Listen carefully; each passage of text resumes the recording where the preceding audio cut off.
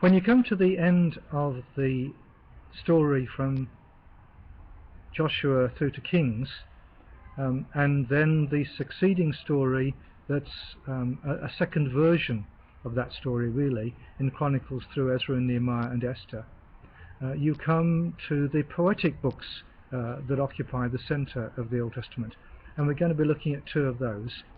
One of them is Job, and as that's the first of these poetic books, we'll think initially a little bit about how poetry works in the case of Job, but it's also significant for how Psalms and really the rest of the Old Testament works, because they're all to greater or lesser extent poetic books.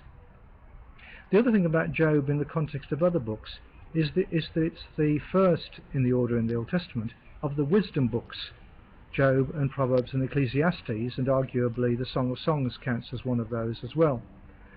They are books that don't start from Israel's story, that don't talk about the covenant and the Torah and so on in the way that the books that we've looked at so far do. They focus more on everyday life, and they do so in a couple of different ways. Oh, can you hear the helicopter going overhead? It's Los Angeles, you see. When we were away this summer and there were no helicopters going over the cities where we stayed, we wondered what was wrong.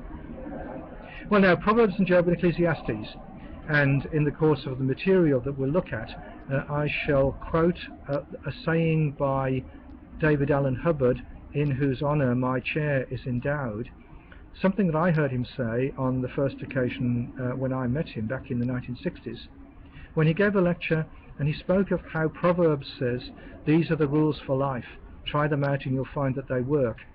Job and Ecclesiastes say, we did and they don't. And Job interests us particularly in the modern age because we're very concerned about the problem of evil and the problem of suffering, and Job by no means approaches that question from the kind of angle that we do, and by no means comes out with the kind of answer that we want, but for those reasons, precisely for those reasons, is a really significant book for us to read.